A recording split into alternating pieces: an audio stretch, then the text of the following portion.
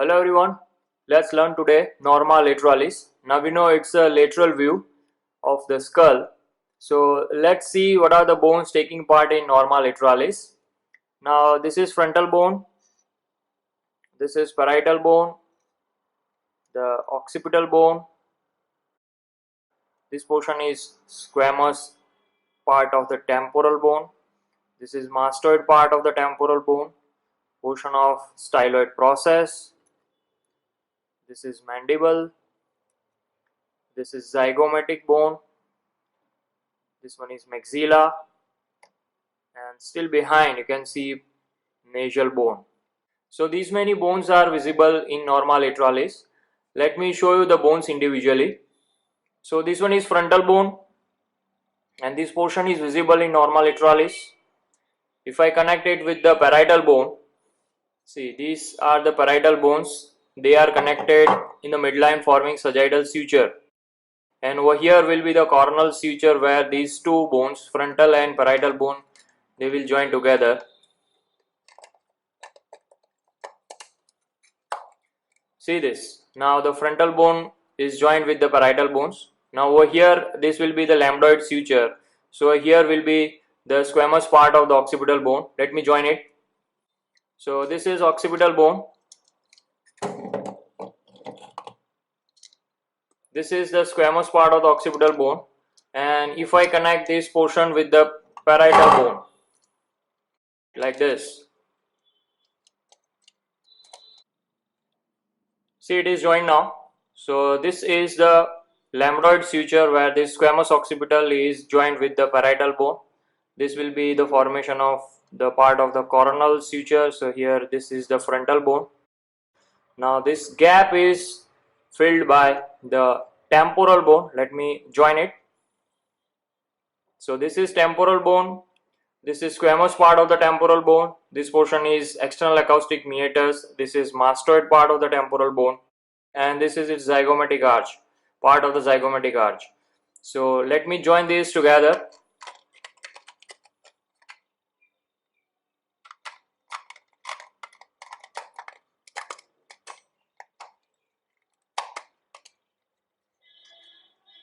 Here it is. See, now it is joined. So this is temporal bone with mastoid part, this is occipital bone, parietal bone, frontal bone. Now in the front of temporal bone, the gap over here will be filled by the sphenoid. Let me join it. So this is sphenoid, and in the center this is the body. The upper portion is the lesser wing and this is the greater wing. So the greater wing will be found over here in the norma lateralis. Let me join it.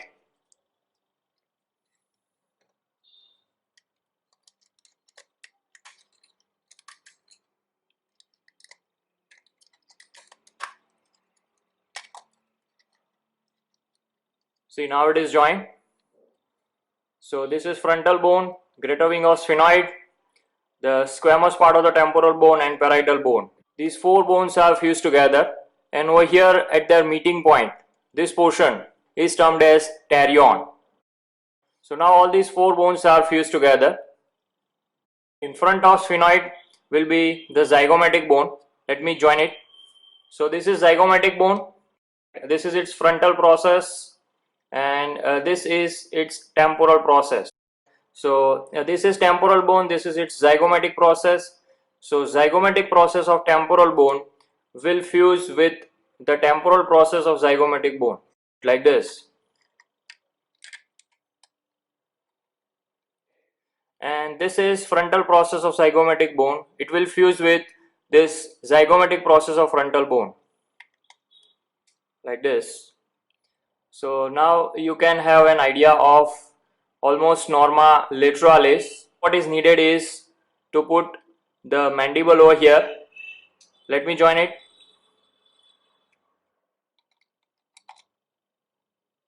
See, here comes the mandible. In front of zygomatic bone over here will be maxilla. Let me join it. Now this is maxilla, this is its alveolar process, this is frontal process, and this one is the zygomatic process. So this zygomatic process of maxilla will fuse with the zygomatic bone over here. Let me join it. And the frontal process will fuse with the frontal bone over here in front. See this. So this is how the normal lateralis is formed. Now let's see the bony landmarks. Now this is the zygomatic process of frontal bone, and this is frontozygomatic suture. Just about to it, one temporal line starts, and that will run upward and backward like this. When it reaches to the coronal suture, it will divide into two superior temporal lines and inferior temporal line. Now superior temporal line will arch backward and it will fade away, and the portion of superior temporal line is also visible in norma verticalis.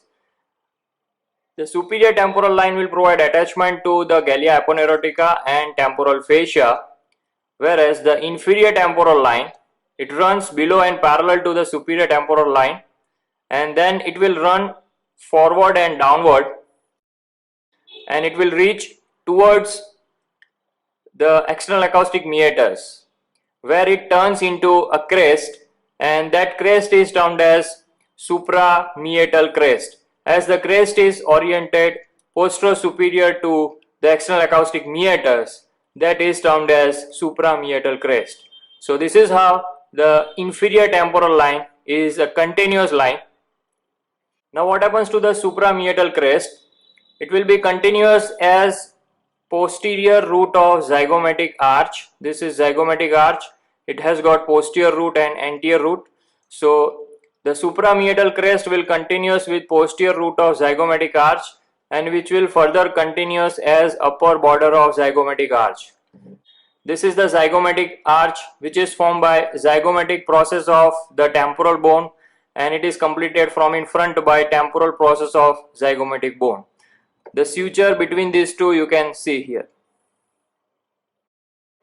Now the zygomatic arch, or it is also called as zygoma, which is approximately 3 to 4 cm long, and as I mentioned, it is formed by fusion of two processes. From in front, the temporal process of zygomatic bone, and from behind, zygomatic process of temporal bone. It has got outer surface, which is subcutaneous. It has got inner surface, which is providing attachment to masseter muscle. It has got upper border. The anteriormost part of the upper border is termed as jugal point. Posteriorly, the upper border is continuous as posterior root of zygomatic arch. This is posterior root, and which is further continuous as suprameatal crest. That is what we have discussed. The lower border, it provides attachment to masseter muscle, and it is continuous as anterior root of zygomatic arch. So this is anterior root, this is posterior root. The upper border also provides attachment to temporal fascia. Now between the anterior root and posterior root, over here you can see there forms a tubercle. That is termed as articular tubercle, and that itself is providing attachment to lateral ligament of jaw joint or lateral ligament of temporomandibular joint. So this temporal fossa, below it is connected or in communication with infratemporal fossa, which will be situated over here, and there will be a formation of gap between zygomatic arch and this temporal fossa, through which there passes tendon of temporalis muscle, deep temporal nerve, and vessels. Now let's see external acoustic meatus. This meatus is formed by two bones, tympanic plate and the squamous part of the temporal bone. Now let me show you the same in separate bone. So this is temporal bone, and over here you can see this is external acoustic meatus. This is tympanic plate, which is triangular in shape, and that contributes anterior boundary, floor and lower part of posterior boundary of external acoustic meatus. The remaining boundary is formed by squamous part of the temporal bone. So this is external acoustic meatus. The outermost margin provides attachment to the cartilage, auricular cartilage, and the center point of this meatus, it is called as auricular point. through which there passes Reed's baseline. Now another important thing related to external acoustic meatus is on its postero-superior aspect. Over here there is a formation of triangle. Now that triangle is called as suprameatal triangle or Mc-Evans triangle. Anteriorly it is bounded by this suprameatal crest, which is a continuation of inferior temporal line. Antero-inferiorly over here it is formed by postero-superior boundary of external acoustic meatus over here. And posteriorly you will have to imagine a tangent which touches both the suprameatal crest and the postero-superior margin of external acoustic meatus, like this. So here there is a formation of triangle. This is termed as suprameatal triangle or Mc-Evans triangle. The clinical significance of the Mc-Evans triangle is approximately 12 to 15 millimeters deep to it there runs mastoid antrum or tympanic antrum. Now at the time of birth, the thickness of this bone is around only 1 millimeter, and thereafter it increases in its thickness at the rate of approximately 1 millimeter per year, and maximum it becomes 12 to 15 millimeters. So it grows up to 12 to 15 years to obtain its adult thickness. Now antero-inferior to this triangle, sometimes you may find a bony spine. Over here you can see, let me bring it closer. There is a bony spicule at antero-inferior part of this triangle. This is termed as suprameatal spine. So that is about Mc-Evans triangle.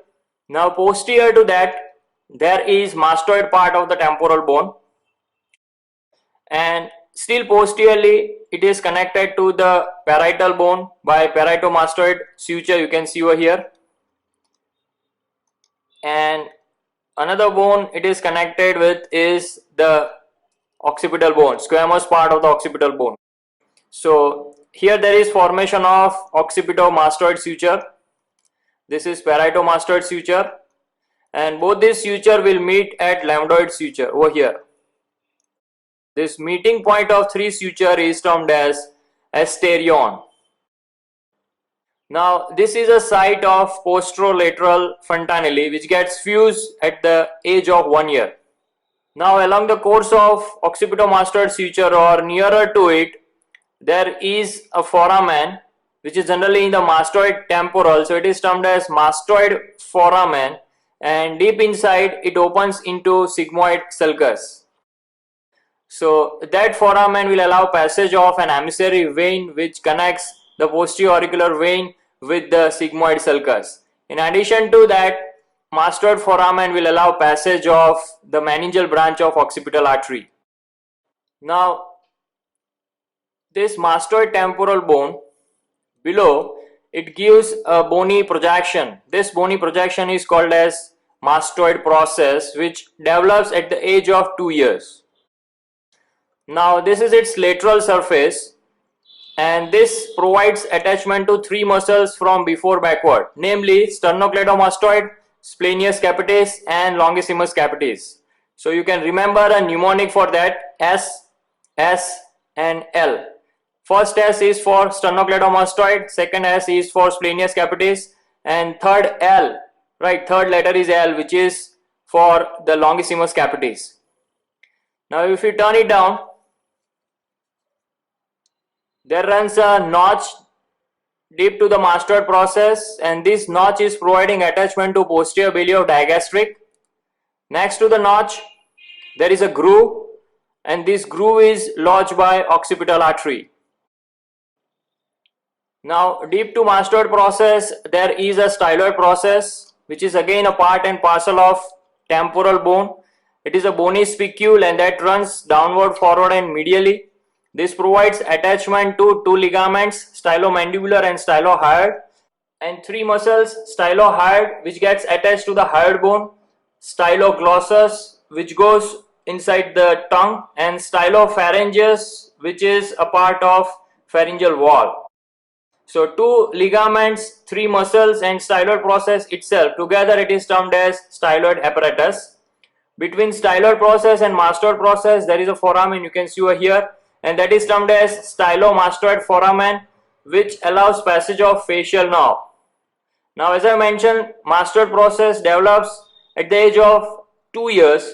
So before that there is no mastoid process and the facial nerve is exposed to the surface. So during birth there are chances of facial nerve injury. Now over here, previously we have discussed that there is a fusion of 4 bones. From over here, greater wing of sphenoid, the frontal bone, parietal bone and squamous temporal bone. These 4 fuse together in the form of an H-shaped suture. This point is called as, or meeting point is called as pterion. Now the pterion has got a clinical significance. The position of pterion is approximately 4 cm above the midpoint of zygomatic arch, or it is situated approximately 3.5 cm behind the frontozygomatic suture. So here we'll get pterion, and deep inside pterion there runs 3 important structures. The first is middle meningeal vein, second is anterior division of middle meningeal artery, and third is stem of lateral sulcus, or it is also called as Sylvian point. So these 3 structures or 3 important structures are found deep to it. Now this pterion is used for trephining this portion by neurosurgeons to relieve the raised intracranial pressure secondary to extradural hematoma. So that is the clinical significance of pterion. Now this portion is the temporal fossa. It is bounded above by temporal lines, in front by posterior surface of the zygomatic bone, part of frontal bone, part of sphenoid. Below it is connected or in communication with infratemporal fossa, and in the floor there is formation of pterion. All around the temporal fossa provides attachment to temporalis muscle, which is limited up to inferior temporal line. Now the tendon of temporalis will fill the gap deep to the zygomatic arch, and finally it gets attached to the coronoid process of mandible. Let me show you this. This is mandible, this is body, this is ramus, and it has got 2 processes, coronoid and condyloid process. So this is coronoid process which receives insertion of temporalis muscle. So if I connect it like this, deep inside you can see coronoid process, and that receives insertion of temporalis. Now deep to the ramus of mandible, this will be the territory of infratemporal fossa. Above it is in connection with the temporal fossa, and anteriorly it is limited by posterior surface of maxilla. Medially it is limited by lateral pterygoid plate. Floor and posterior wall are open, and for detailed description please watch my separate video regarding infratemporal fossa. Now between lateral pterygoid plate and the maxilla there is a formation of fissure. Over here you can see this is termed as pterygomaxillary fissure, and through this fissure the infratemporal fossa, which is lying over here, it is in communication with the pterygopalatine fossa. Again, for detailed description of pterygopalatine fossa please watch my separate video. So that is about norma lateralis and its bony features. Hope you understood well. Thanks for watching.